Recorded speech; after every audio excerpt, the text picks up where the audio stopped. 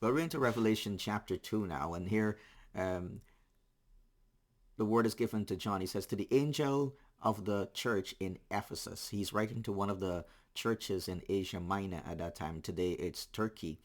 The church in Ephesus, he says, write, the words of him who holds the seven stars in his right hand, who walks among the seven golden lampstands.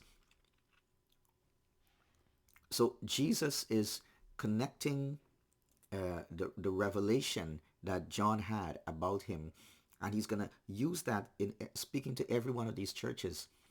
The one who holds the seven stars, the leaders, the angels of the churches, who's walking among the lampstands, he's walking among the churches. He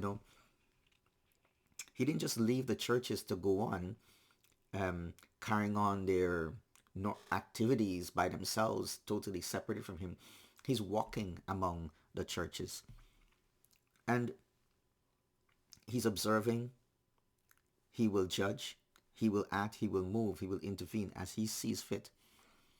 He's walking among the churches, and he goes on, he says, I know your works. I know your works. No, if you're part of a church, a good church, there must be some work involved.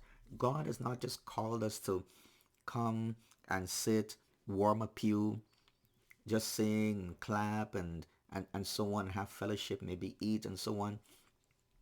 He says, I know your works. He's called us to work for him. So the question, I guess, that this throws to us today is, what are you doing for Jesus? What are you doing in the church where you are? I know your works. I know your toil. What's the difference? Works may be, like your good deeds, your charitable giving, and going and visiting someone and praying for them. He says, I know your toil.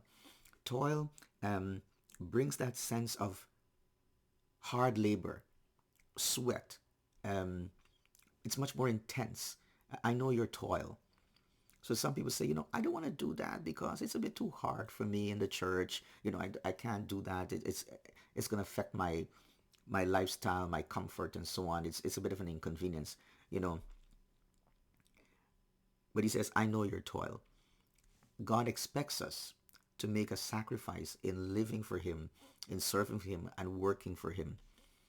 I know your toil. Many times people would toil for so many different things, but would not toil for the kingdom. He says, and your patient endurance. But I'm just going to stop there today. I know your works, Jesus says to the church at Ephesus, and I know your toil. So what would he say about you today?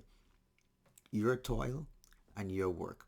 The question is, what are you doing for the kingdom of God? Jesus gave his life for us. So I think that we should not just be saved, but we should be doing something. The first word that came out of Paul's mouth when he was saved, Saul of Tarsus, he said, what would you have me to do, Lord?